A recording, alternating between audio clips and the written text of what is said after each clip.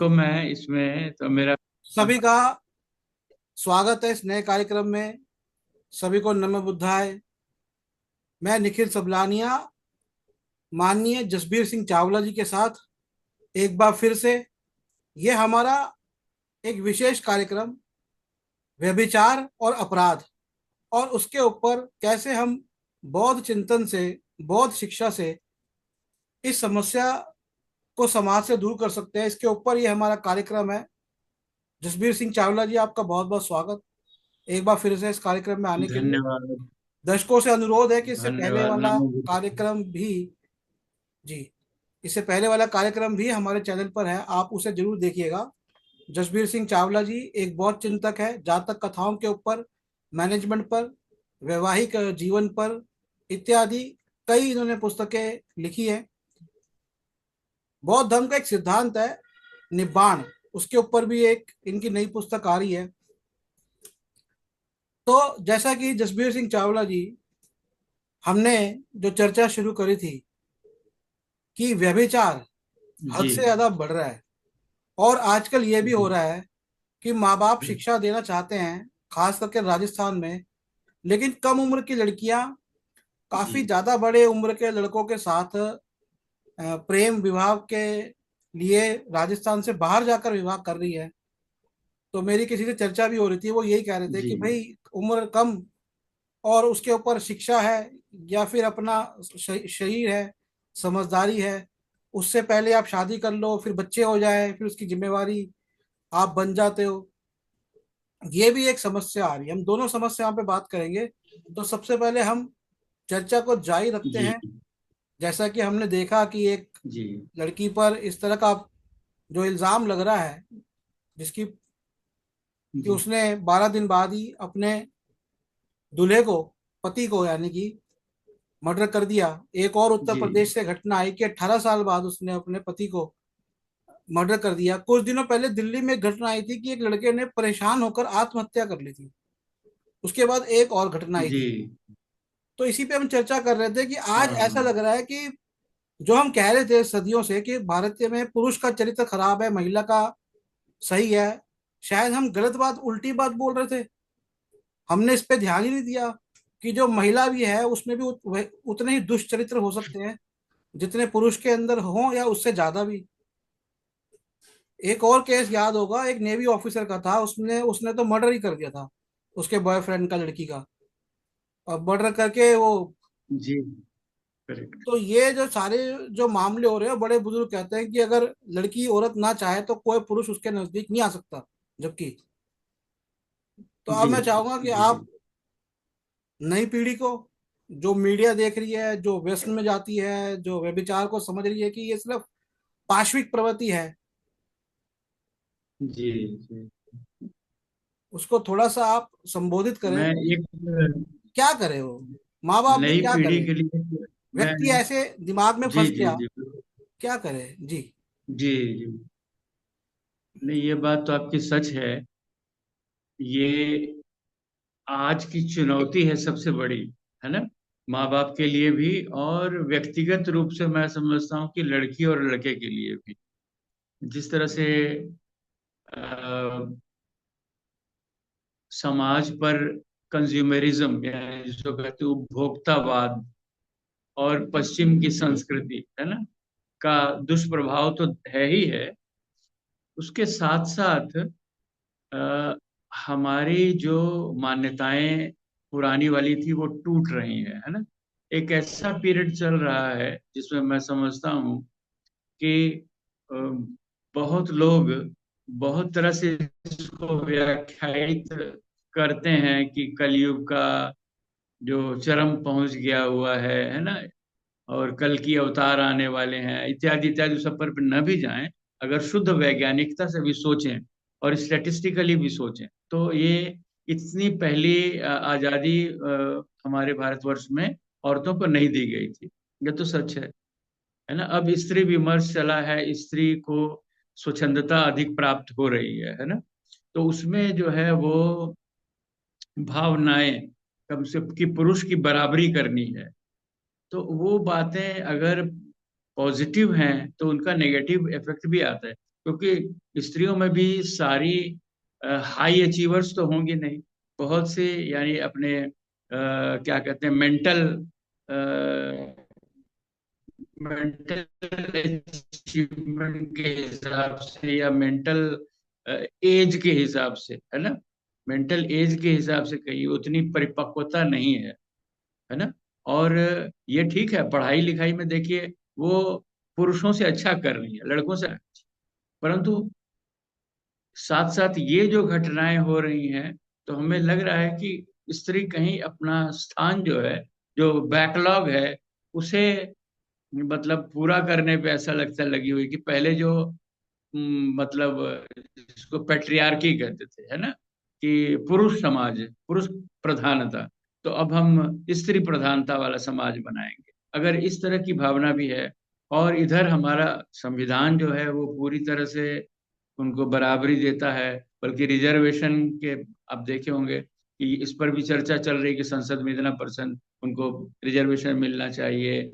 और शासन व्यवस्था में भी, चाहे वो ग्राम स्तर पर है या वे आपके डिस्ट्रिक्ट स्तर पर है, उनको वो रिप्रेजेंटेशन मिलना चाहिए, है ना। तो इसमें मुझे बुराई नहीं दिखती है, लेकिन ये जो आपने प्रश्न उठाया सच्चरित्रता का, है ना, तो मुझे लगता है कि उसमें जो एक मानदंड हम ये बना रहे हैं, तो वहां हमें उसको रीडिफाइन करने की जरूरत है।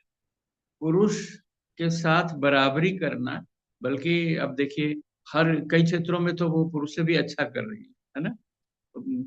अब ये ड्राइवर, पायलट, नेवी, आर्मी, सब हर जगह आप उनकी प्रेजेंस को महसूस कर रहे हैं, है ना। लेकिन व्यभिचार जो है वो भी तो हमारे समाज का ही एक अंग है, हमारे व्यक्तित्व का ही एक अंग है ना। और जब दूसरे फोर्सेस जो हैं, जो नेगेटिव फोर्सेस हैं, है ना, अगर उनकी बढ़ोतरी होती है, मेरा मतलब है कि जैसे शील पुरुष को पालन करना है तो उसी तरह से स्त्री को भी पालन करना उससे अपेक्षित है। कि वो मान लीजिए बराबरी है तो भी शील का पालन तो करना ही है ना। ये आप किसी भी धर्म को माने अथवा न माने, है ना, ये आपके व्यक्तित्व के विकास के लिए, मान लीजिए शील से आप च्युत होते हैं, क्योंकि आप विहार में तो है नहीं, संसार में है, तो संसार में बाकी जो फैक्टर्स हैं उनका प्रभाव पड़ता है। अब बेरोजगारी या इस तरह की जो चीजें हैं, ये स्त्रियों को भी झेलनी पड़ रही है। जी सर, आप कुछ कह रहे थे। हाँ, तो मैं जो कहने जा रहा था कि पुरुष प्रधान समाज से अगर ट्रांजिशन स्त्री स्त्री प्रधान समाज, है ना, अगर इस तरह की कल्पना करें तो भी शील की आवश्यकता तो पड़ेगी, शील का पालन तो करना ही है ना। तो जो मुझे कथाएं मिली हैं जातक कथाओं में, है ना, इस तरह की जो क्या उसे कहते हैं कि उस समाज में भी ऐसी स्त्रियों का वर्णन है जिन्होंने हत्याएं की, है ना।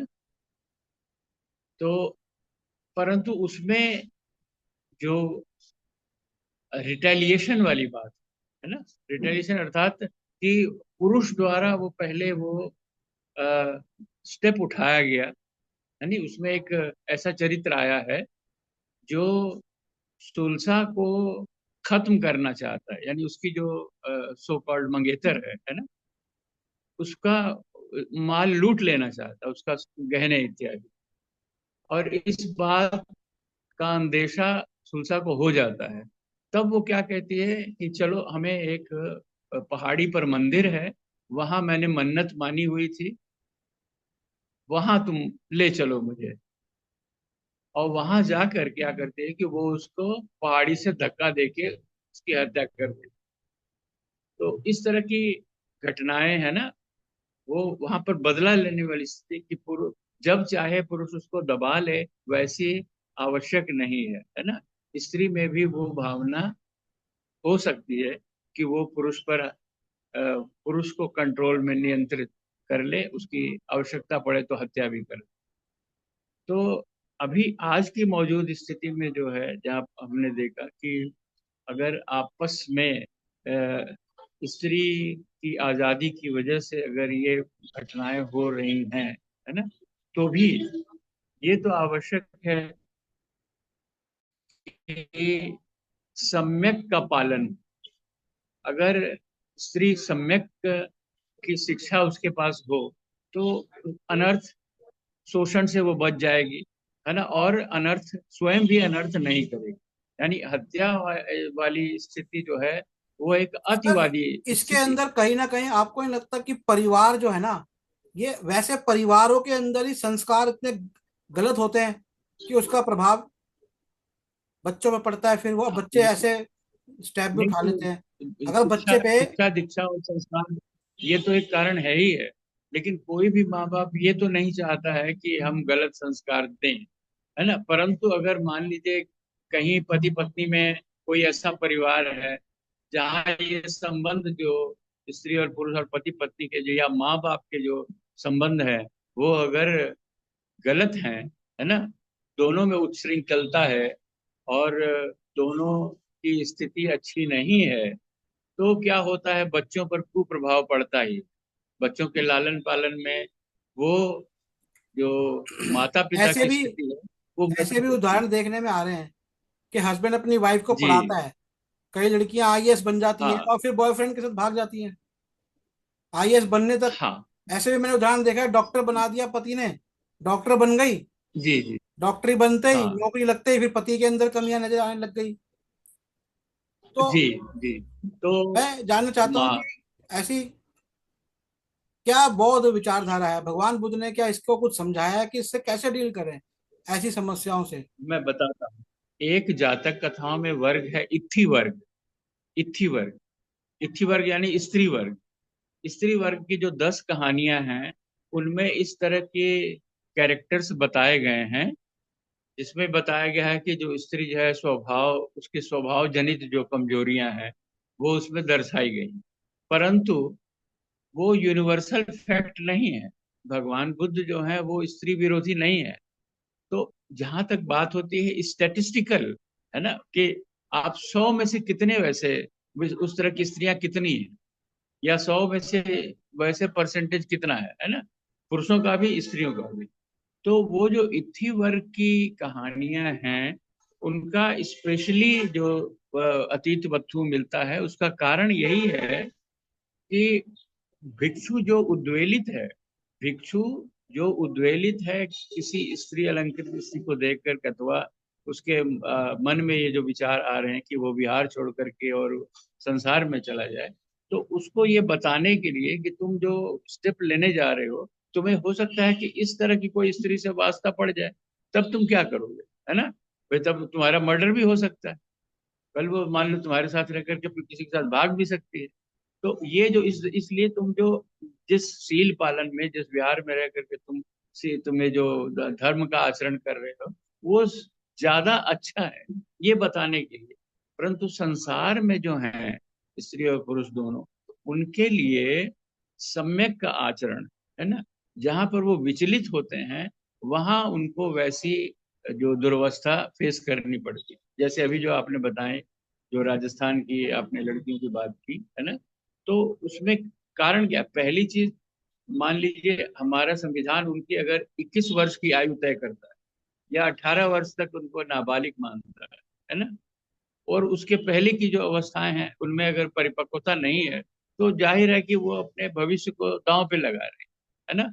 पुरुष का आकर्षण जो है अगर उनमें, और खास करके स्त्री में जो लोलुपता, अगर धन दौलत की लोलुपता अगर है, और उसकी वजह से वो अपना आचरण जो है वो मतलब किसी गलत राह पर ले जा रहे हैं, तो मेरे ख्याल से इसमें जातक कथाएं हमारा मार्गदर्शन करती आपने हैं कि धन हमें। की आपने धन की बात भी करी, तो एक और जी। किस्सा आया था। एक व्यक्ति थे, जी। उन्होंने बताया था कि उनके 5 होटल या रेस्टोरेंट खोले उन्होंने, 5 होटलों के वो जी। मालिक थे। और उनकी पत्नी उनके जी। मित्र के साथ जो है ना अवैध संबंध बना गई और उनको छोड़ दिया। हाँ। जी तो यहाँ जी। तक मुझे लगता है कि तो धन ये का ही मामला है ये। मुझे लगता है कि ये एक देखिए, काम वासना को नियंत्रण नहीं कर पाने की आज की जो अ, हाँ, समाज में जिस ये तरह के विचार ये चल रहे हैं, प्रवृत्ति जो है, प्रवृत्ति देखिए ना, बढ़ती जा रही है, लालच जो उनमें है, नियंत्रण खोते जा रहे हैं। हाँ, जो राग और द्वेष है ना, जो लालच और ये इस तरह की जो जिनके बताए गए हैं, है ना, वो तो दोनों में कॉमन है ना, पुरुष में भी स्त्री में भी, है ना। पहले मान लीजिए अगर वो छूट नहीं थी स्त्री को, अब अगर छूट मिली है तो वो इन आसक्तियों में अब उलझ जा रही है, नहीं, पहले उस ये पर भी तो हो बंदिशें सकता है थी, कि पहले अब छूट वो थी, बंदिशें। पहले छूट थी, ऐसे ही परिणाम सामने आए, हाँ, इसलिए छूट खत्म कर दियो। ये भी तो हो सकता है।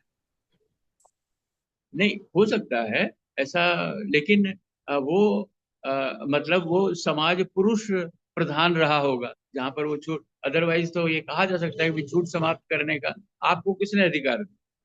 इसलिए उचित तो यही है कि एक स्वतंत्र देखिए, नागरिक के समाज हिसाब से समाज पुरुष प्रधान है, ये तो एक इल्जाम लगाया हाँ, जाता है ना पुरुषों पर। जो लोग जी जी नारीवाद और नारियों को इंडस्ट्री में लेके आना चाहते हैं, ये तो वो कह रहे हैं पुरुष प्रधान है। जी कब इतिहास में ऐसा जी हुआ, ग्रंथों में ऐसा हुआ? कृष्ण ने, जी अगर हम भारत के ग्रंथ की बात करें, तो ऐसा नहीं है, महिलाओं जी के अच्छे खासे अधिकार रहे हैं, महिलाओं को सब जी कुछ मिला है जी। और प्राकृतिक रूप से जो महिला के नैसर्गिक जो चीजें उसको मिली है, शारीरिक, उसका पूरी तरह जी से ध्यान रखा है पुरुषों ने, ऐसा तो नहीं है। ये भी एक इल्जाम लगा दिया जाता है। आप किसी गृहस्थी वाले पुरुष से हाँ पूछे कि भैया तुम्हारे घर में चलती किसकी है, तो पुरुष तो बेचारे हाँ, सुबह निकलता है, शाम को आता है, दिन भर काम करता है, घर का पूरा सारा कब्जा महिलाओं का होता है।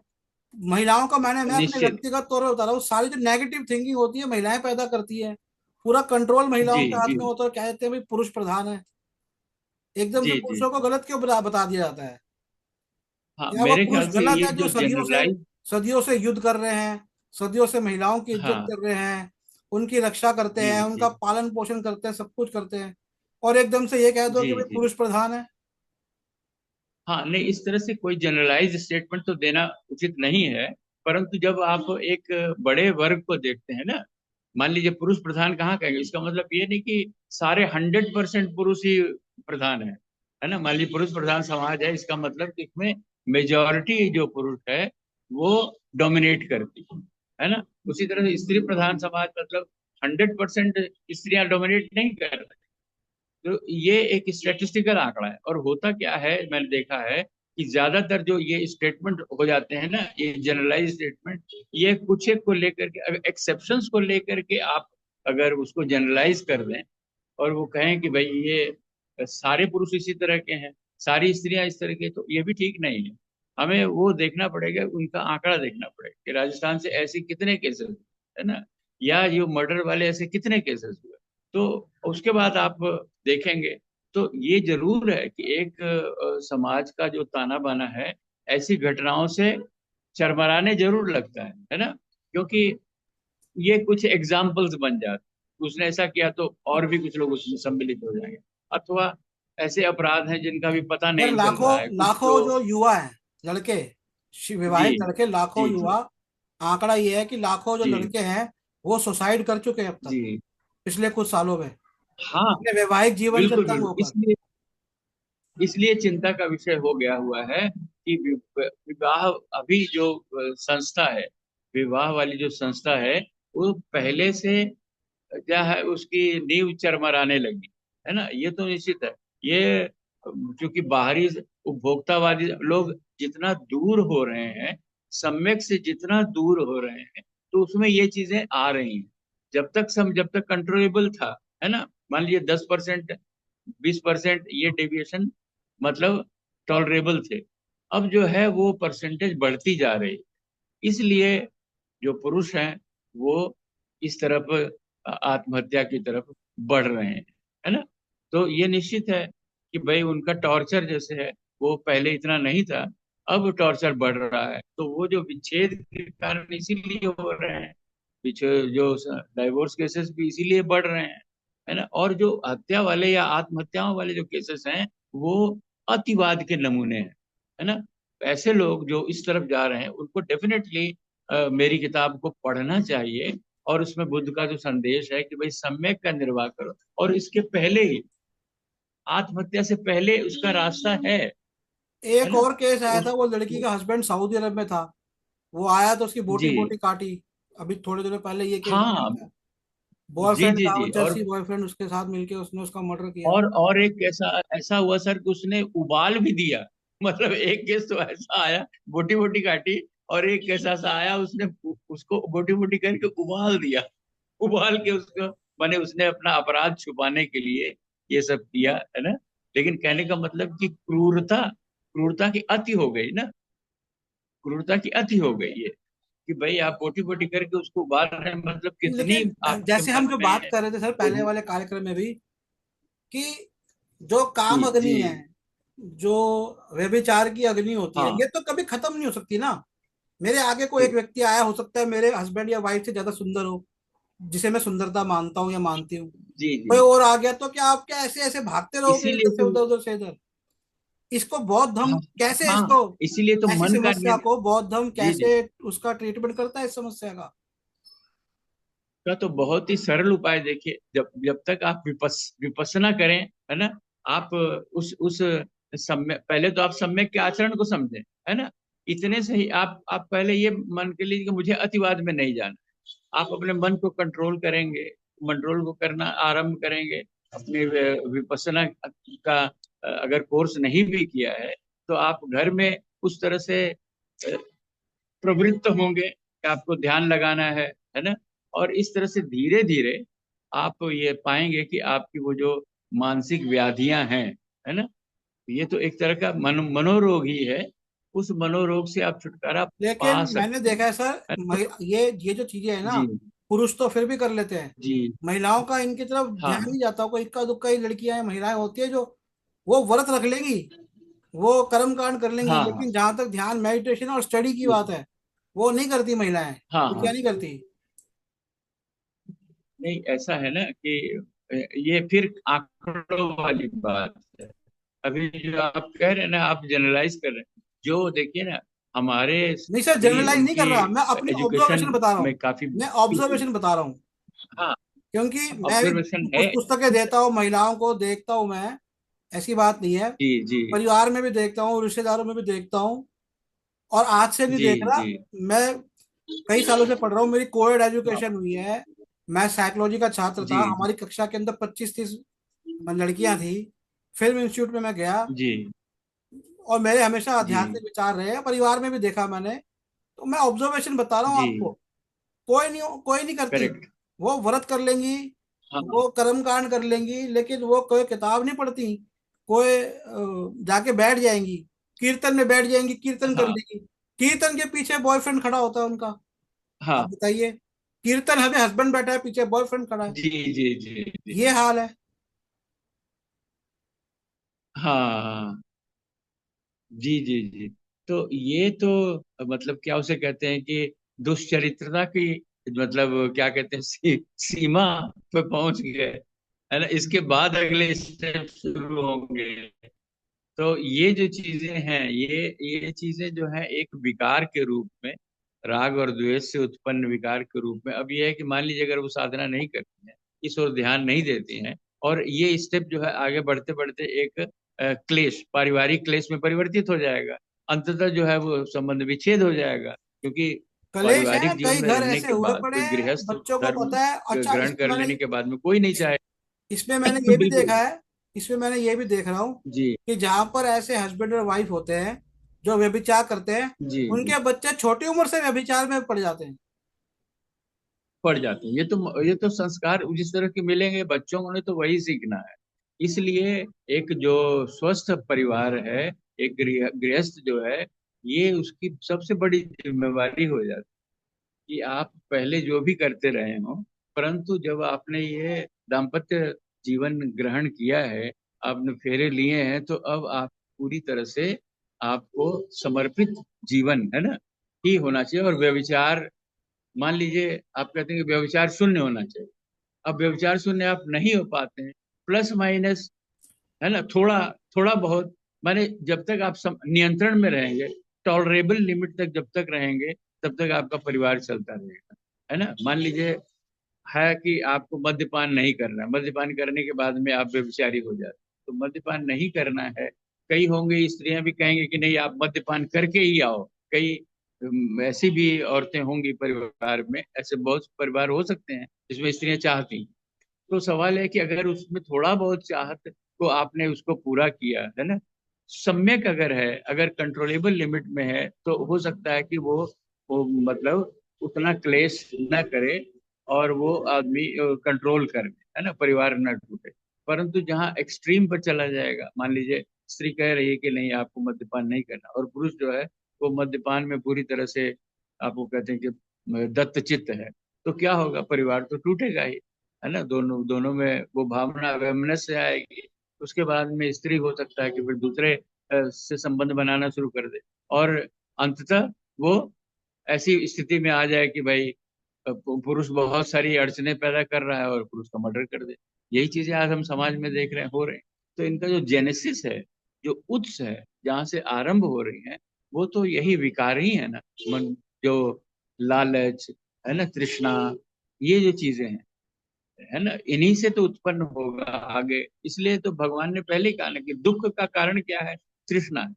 इच्छा तक तो ठीक है, लेकिन वही इच्छाएं अगर आपकी तृष्णा में बदल जाए, और फिर उसके बाद में मन, मनसा वाचा कर्मण, फिर आप आपकी बातों से फिर वो कर्म में परिलक्षित होना लगेगा।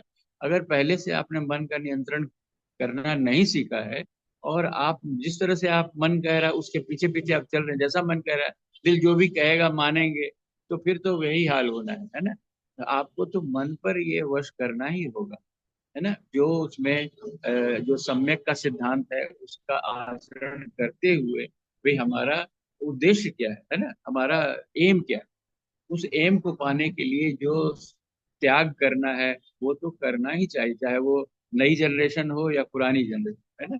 अपना उद्देश्य सामने रख करके उसके लिए आपको साधना करनी है ना। और उसमें जहां तक संभव हो, है ना, जहां तक संभव हो, क्योंकि मैं ये नहीं कहता, सम्यक सबका अपना अलग अलग होता है।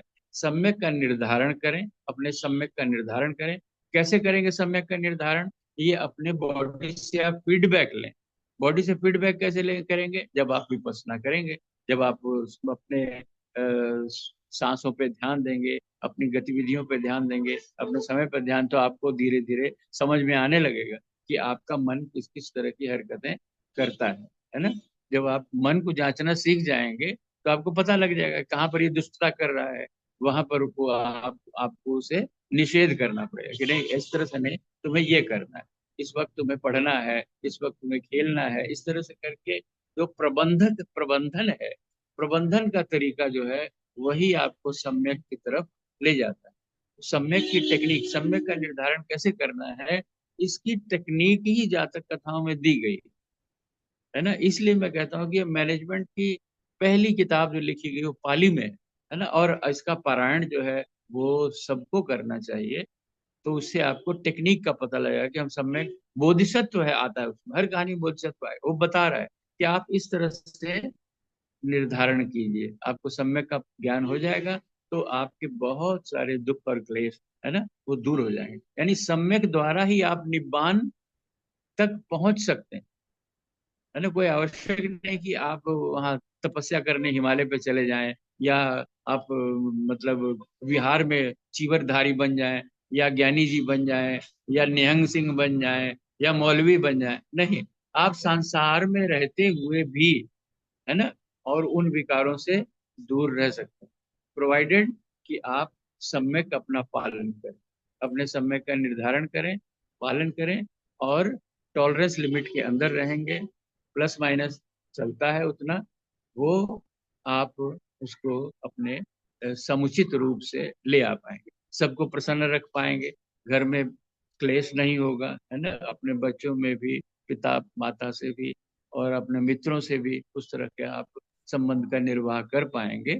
और सम्यक का इसलिए भगवान ने अष्टांगिक मार्ग भी बता दिया, अष्टांगिक मार्ग भी बता दिया कि देखो, सम्यक वाचा से शुरू कर लो, है ना, और इस तरह से चार पांच भी कर लिए तो आपका जीवन सुधर गया। सम्यक समाधि तक नहीं भी पहुंचे तो भी सम्यक दृष्टि रखे, सम्यक वाचा रखे, दो चीजों से ही आपका जीवन सुधरना शुरू हो जाएगा। है ना। फिर आगे आगे की यात्रा आप धीरे धीरे आगे करते जाएंगे, है ना। जैसे जैसे आप अनुभव जगत में आप आपका अनुभव परिपक्व होने लगेगा, तो आप पाएंगे कि भाई ये तो बहुत आसान तरीका है ना। हमें तपस्या करने के लिए ये बहुत योग भी नहीं करना कि हम जो है कि वो बिल्कुल योगी हो जाएंगे, है ना। रामदेव जी के सारे आसन कर लेंगे तभी ऐसा बन नहीं। आप अपने समय का निर्धारण कर लीजिए और उस पर आगे की यात्रा शुरू कर दीजिए, तो आप निब्बान पथ के राही बन गए, है ना। और प्रबंधन आपका शुभ होने लगेगा। आप ऑफिस में काम करते हो, खेतीहर हो, है ना, कोई छोटा मोटा बिजनेस करते हो या बड़ा बिजनेस करते हो, जहां पर भी आप से दूरी रखेंगे, अतिवाद से दूरी रखेंगे, तो आप अपने पथ का निर्वाह कर पाए, है ना। न आत्महत्या करने की जरूरत है, न हत्या करने की जरूरत है ना। और न किसी से द्वेष और न बहुत ज्यादा आसक्ति पालने की जरूरत है ना। होता यह है कि आप अगर चार ब्रह्म विहारों में रहें, है ना, मैत्री भावना रखें, उपेक्षा भावना रखें, मुदिता भावना, तो आप बहुत सारे क्लेशों से, मैंने पाया है कि भगवान बुद्ध का जो दिया हुआ मार्ग है बहुत ही सुगम हो जाता है। और मैं समझता हूँ कि अपने जीवन प्रबंधन का, अपने समाज प्रबंधन के लिए इससे अच्छा रास्ता दूसरा नहीं।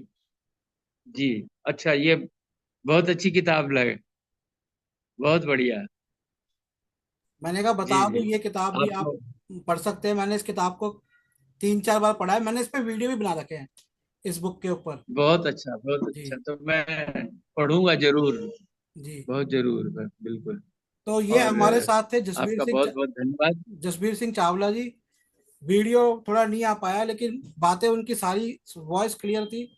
जरूर कान पर रखकर जी जी। सब युवक युवतियों से मैं कहूंगा कि सुने। और जो मैंने सीखा है, मैं अपनी भी सीख बता दूं, कि जब तक आपका अपने काम बिल्कुल वासनाओं पे बिल्कुल। नियंत्रण नहीं होगा ना, तब तक आप जीवन में कोई चीज जी ढंग जी। से नहीं कर सकते। ये काम वासना एक पिंजरा है, सच है। और आप इसमें एक बंद जानवर की तरह है। इस पिंजरे को तोड़िए, इस पे नियंत्रण है, बिल्कुल। इसको तोड़ना है। तो इनकी सर की जी पुस्तकें जी। आप अमेजोन और फ्लिपकार्ट से ले सकते हैं। मेरा फोन नंबर है, बहुत किताबें मुझसे भी ले सकते हैं। 8527533051। एक और नंबर है 8851188170। हमारी पुस्तकों की वेबसाइट है nspmart.com। Thank you very much sir, आपका बहुत बहुत धन्यवाद। अति नमो उत्तम जी, बुद्धाय। बहुत बहुत धन्यवाद। नमो बुद्धाय, नमो बुद्धाय।